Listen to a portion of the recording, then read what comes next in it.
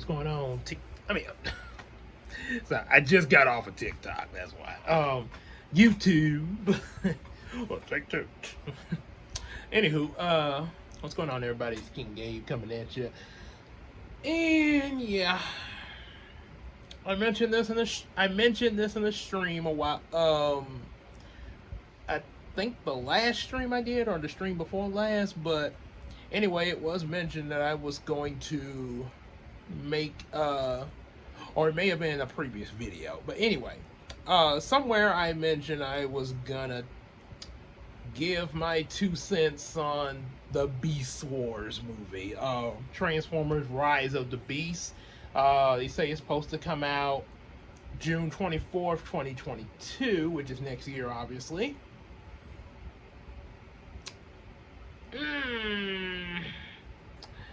Okay, I'm kind of mixed on how to feel about this. I kind of got two sources of thoughts going. Okay, we all know that the history of Transformers in movie media, like on the big screen, hasn't done well from the beginning when Michael Bay started that crap. First movie he put out was okay. I went to see it. I remember I went to see it with my cousin Tiffany. We actually saw it on the 4th of July. And, it's a call coming through. I ain't gonna worry about that. One of those spams things. But, anywho, so we saw it. At the time we saw it, it was okay with it. You know, it was the first time we seen any Transformers on the big screen. And also, like I said, I knew about what I don't think Tiffany really knew about Transformers or anything like that, but you know, she still went with me. But the thing was, I knew a little bit about G1, mostly through Beast Wars knowledge there. You know, because they, when Beast Wars first started, they was going to be their own thing. But then, fans started, noticing things in the series and thinking that it had something to do with G1 Transformers. So the creators had season 1 kind of open in case they decided to connect it to G1. And when they saw the fans writing in, about, hey, is this supposed to be connected to G1? Okay. So they started putting some stuff late in as season 1 went on to connect it, and made more of it in season 2 with the whole thing that they was on prehistoric Earth, and Megatron was like, "I'm gonna kill Optimus Prime so that the Autobots will never exist, won't win the war, and the Maximals will never exist." Pretty big plan. So, and also like my favorite line. Did you ever wonder why I stole the golden disc? So, anyway, there was that. Like I said, I knew a little bit about G1. I saw it a few times back then, and then also rewatched some episodes not too far back. As well as also seeing the animated Transformers movie. That was pretty good. So then, of course, like I say, back to Bayformers. First one, again, like I say, it was kind of okay. But I ain't gonna lie, there was a lot wrong with it. It didn't come in the arc like they were supposed to. And then on top of that, Michael Bay talking about, well, I'm not basing this off of the cartoon. Well, why the heck you make the thing? If you're not gonna base it off the cartoon, you shouldn't have dang well made it. So, anyway, to keep them going and keep them exploding just yet. So yeah, and now again, like I say, at the time, another reason I was just, that's pretty good. At that time, because I had been, like I say, my G1 knowledge was not as high as it is now. I mean, there's still some stuff about G1, but I've learned, especially from reviewers and stuff like that. But thing is, I've been seeing so many other iterations of Transformers after Beast Wars and Beast Machines, like Robots in Disguise that came out in 2001, where they had the Autobots and Predacons for some reason, then the Decepticons. So then you had Transformers Armada with the whole Minicon thing, Energuns, where they was all CGI. The Transformers, robots in the sky. Then the Cybertron to look for the planet keys. I never did see those series. I know they were out there though. But I had seen Armada, and also Robots in Disguise, because it was pretty weird. Autobot versus Predacon was a weird concept, but it had some humorous moments with the Predacons featured in there, especially like Skybite. Who's the baddest shark around? Skybite, that's me, that's me. Or the funniest scene when he grabbed this generator. Lousy show off. Go, here, this is my go.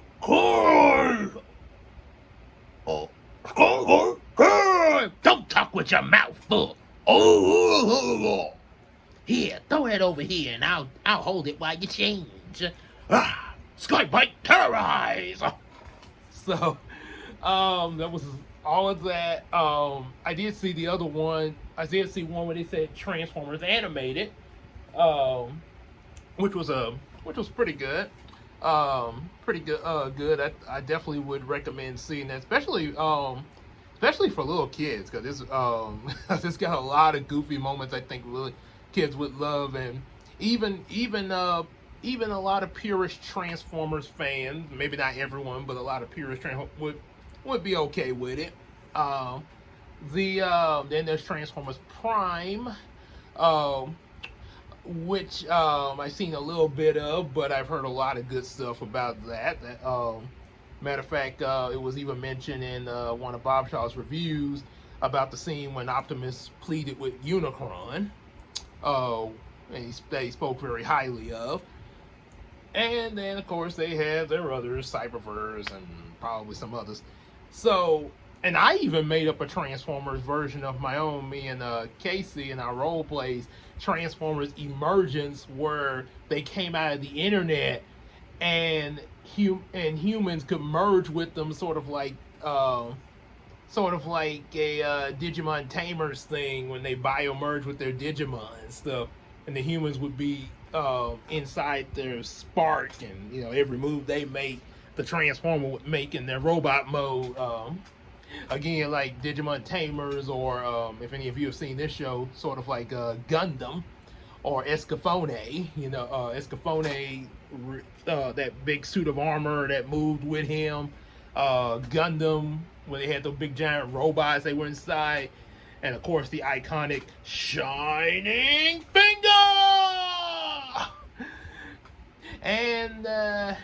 And those that are looking at me confused about all those references, Tommy and the White Tigazord from Power Rangers. Every move he made, the White Tigazord made.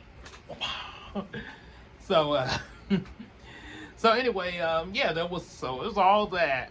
So you would think that maybe it might not be that. Maybe it might not be so big. The live action Transformers movie in general would. Which a lot of people have accepted it, but at the same time, a lot of us, especially purist fans and critics, were not so accepting of that, especially after the sequels. Those sequels get. I kind of regret giving the first movie a pass the first time I saw it, because I didn't get to see any of those sequels in the movie theater. And I made the stupid decision of getting the 3-pack after the third movie came out, thinking, oh, I got a trilogy of live-action Transformers movie. This is going to be good. Yay! Oh, that was a big waste of money. Bang! And no, I didn't buy Age of Extinction. I think I rented that just to... Okay, well, I think I may did buy And I think that's where it kind of snapped to me like, okay, no, I don't like these anymore. With the whole thing of the humans trying to hunt down all the Transformers, but they're gonna use a Transformer lockdown to hunt them down, and then make more Transformers. Seriously? Why would you use a Transformer to hunt the Transformers that you're trying to get rid of, and try to make some of your own? Yeah, because nothing could go wrong with that plan. And ooh, that was a pain. Don't get me started. I didn't even get through last night. Only way I saw last night was through the review of from Bob Shaw's channel. That's the only way I got through that. I could not sit through that movie. I get you. Any of y'all that's reviewed these Transformers movie, anybody in general, and had to sit through these, you guys are true heroes of YouTube, because I could not do it. I couldn't sit through last night. It was too much stupidity. I ain't even gonna bother to explain what was going on. It's just stupid. About as stupid as the robot cigar. Hey kid, check out my cool robot cigar. So then we got Bumblebee. Now, Bumblebee was this close to being just as bad as the other movie. Hear me out.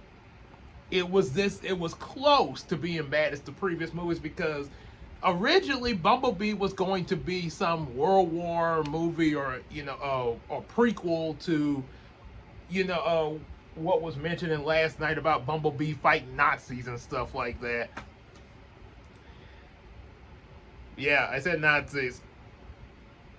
Okay, no, okay, I'm not bringing her in here, So yeah, there was that. But when last night failed, finally other people were seeing these things as bad as they were, and the box office bombed. They got a new. They booted off Michael Bay, got rid of his tail, and although you still see his name in Bumblebee, but he's not in charge though. yeah, just sweep away Michael Bay. I'm gonna sweep him away and throw out the trash, the Bay trash. And don't get me wrong, Michael Bay did a good job with Bad Boys. Bad Boy. Now, movies like that, Michael Bay does a good job with. Just don't let him touch any franchise that is kid related, like Transformers, or God forbid Dora the Explorer. I'm so glad he didn't do that, because people were talking about him directing Dora the Explorer. Ooh, that would have been a disaster. So anyway, back to the subject. So the Bumblebee movie we got, because of the box office bomb of last night, Bumblebee actually turned out pretty good. There was still some elements of the Bay films, like the fact of that voice box thing, but but the way they wrote the movie and explaining how that happened, since it was when it first happened, and Bumblebee was all by himself, the Autobots hadn't got to him yet. It actually made a lot of sense, and kind of made him, as CJ said, kind of made him adorable.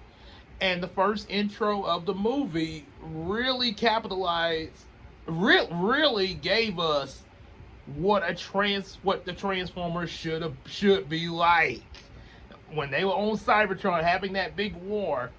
Now there was a few differences. The original cartoon series is basically them fighting over Energon, and obviously to make a feature-length film, okay, it's understandable you want to make some changes, to give them something, as far as to present for a feature-length film, especially it's supposed to be like their beginning. The whole thing that the Decepticons had, I guess, become like dictators and were just warring over the planet, and the Autobots were like were rebels. that actually was a pretty good. That's a pretty good way to go. And they have a trilogy. And as I mentioned in one of my toy reviews, there's a trilogy out. Still got to see it. War on Cybertron that goes by that kind of storyline of the Autobots being sort of like rebels trying to, fight for their survival and get their home back from the Decepticons. So that's sort of what we got going here with Bumblebee. All of them look pretty much like they're supposed to. You can, the transformations are a lot better. They don't have the Decepticons sounding like this. I'm a Decepticon. I'm a Decepticon. No, they actually, yeah. Just because you're a villain doesn't mean you can't speak what we can understand you. B-127 signal is getting silent. Oh, we must look for him. Very well. Let us find him. Yeah, so they did that was a really good job. Thank you, Travis Knight, for giving us that. Unfortunately, he only wanted to do one movie. Okay. But now, as for Rise of the Beast, as Brownie say, let me look at the positives first. One positive is we got a director, I forgot his name, but it's pretty much doing like what Travis Knight did with Bumblebee. He is a big fan of Beast Wars. He's grown up with the show like a lot of us, and he knows a lot of stuff about the series. May have even possibly seen Beast Machines. Don't know how he would feel about that, but I'm pretty sure if he's seen Beast Wars, he's probably been exposed to some of that as well. So yeah, he kind in a way, it seems like he'll know what he's doing. They're trying to integrate the Maximals and Predacon. Well, the Maximals, since we know in the Beast Wars series, they time traveled to prehistoric Earth and found out that the Autobot shuttle was there. Megatron wanted to change time and all that. However, with this scenario, since Bumblebee didn't introduce Megatron, being that it's supposed to be like a soft reboot, so Megatron was not featured. They did have Soundwave and Starscream, though, pretty good images. Ravage, eject, Decepticons, attack. So we did get that.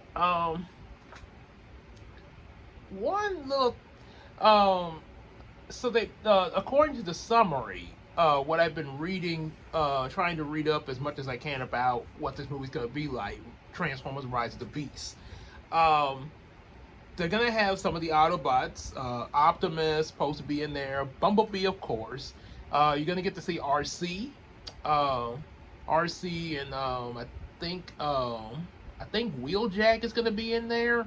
The one that had those little light up things on them. They even had that in the Bumblebee movie.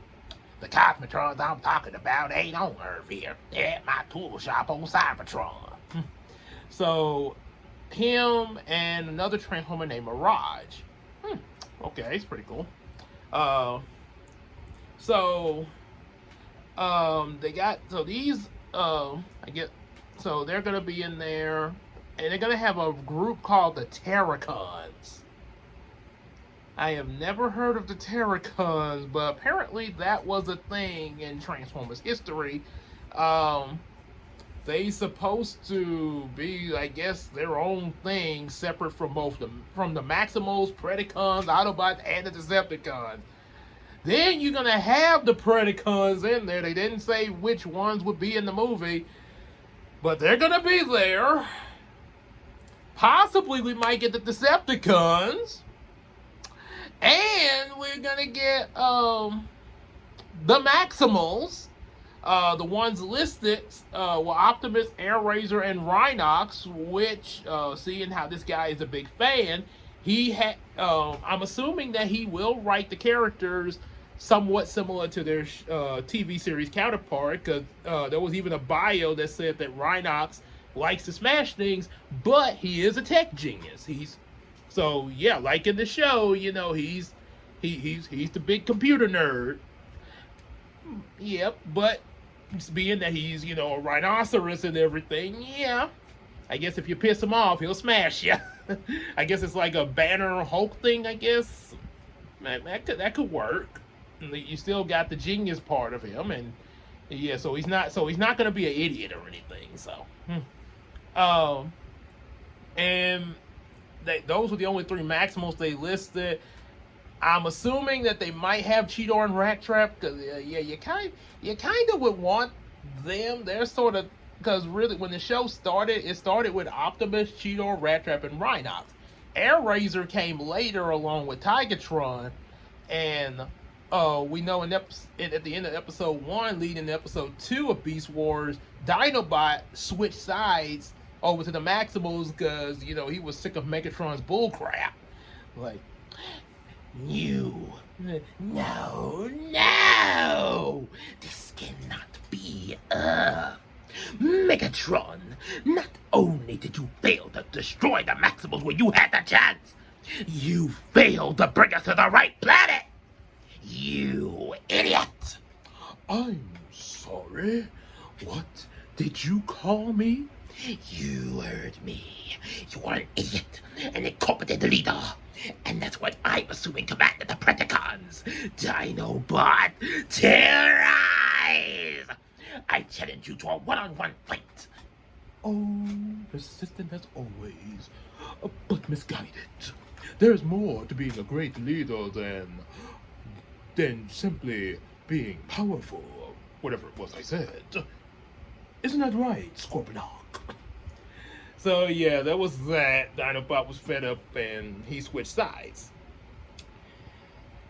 Yeah. Now I wouldn't doubt that somebody who's grown up with Beast Wars would do justice to a movie based off of something that they're a big fan of. I mean, obviously, even anybody who's a fan of something would try to make a good movie.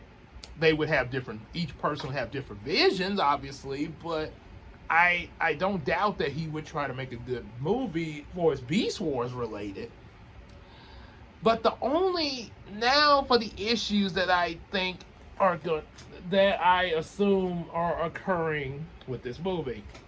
First of all, Beast Wars was set on prehistoric Earth because they time traveled there.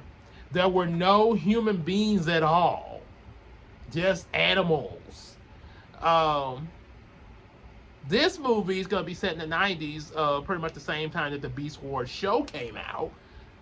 Okay, I see where you're going with that, because you said Bumblebee in the 80s. Okay, like G1. However, introducing these human characters for this movie, and hopefully they don't overcrowd, overcrowd too much attention away from the transforming robots, because that's kind of what we want to see more of. I mean, the human characters are fine, to support what's going on, but yeah, they don't need to take up all the space. Now with the Bumblebee, the amount of time that we got, which really with the human characters wasn't all that bad, because they actually did advance the story with what they had written, especially around Bumblebee adapting to Earth and stuff. Here, because this is the other problem. You got I read this from CBR, and some people are like, well, don't read CBR. If you read CBR, you're gonna dislike the movie before it even comes out. Have an open mind, give it a chance. I have an open mind, and I want to have a good movie. I want it to be good. But I gotta put out tell what's there, and how I feel about it right now before going into it. There is an overload of characters, and yeah, there are some movies that have quite a bit of characters, but the question is, who's gonna have more attention than who? Because see, the overload of characters, you got the Maximals, who Transformers supposed to be Rise of the Beast. They're supposed to, the Maximals and Predacons you would think would be the focus. But you also want to have the Autobots in there and these Terracons. And then human characters. I don't. It depends on who's going where. And one thing I doubt he will do it, but I'm hoping with the studio, hoping that the studio don't get their hands in and start messing up the stuff, where we end up getting, we end up starting off with the Autobots, doing their thing with the Decepticons. And then in the climax of the movie, then we get the Maximals and Predacons. Like, with the Age of Extinction, when you had all this stuff going on with the Autobots being hunted down. They were trying to fight back and, what are we going to do, blah, blah, blah, blah. Fight these man-made Transformers led by Galvatron, who, by the way, was created by humans and not Unicron. And then on top of that, then there's the bounty hunters dealing with them. And then in the big climax, after 2 big hours, and also having to deal with Kate Yeager and his daughter, and you can't date this guy, he's too old for you, blah, blah, blah, blah, blah, blah, blah. Next thing you know, climax, we need some reinforcements. So, as on, Dinobots, you were in the trailer, so now come on out.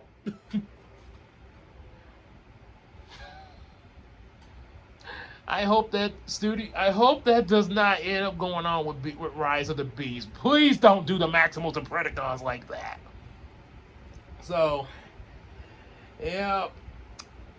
And even, getting stuff right and, really trying hard to make a good film. I want that to be the case. But the one other nitpick I have that could be a really that would probably make this really difficult to do this even for the director, really giving his all, is the fact Bumblebee is a soft reboot. And now this is going to be your sequel to Bumblebee.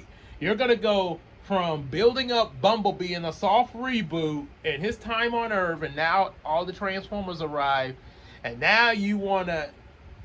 And I'm not saying necessarily that you would have to jump into like another character like the MCU or something like that, although it would have been nice if Optimus had a movie like, before he got there, like a prequel for him or something like that.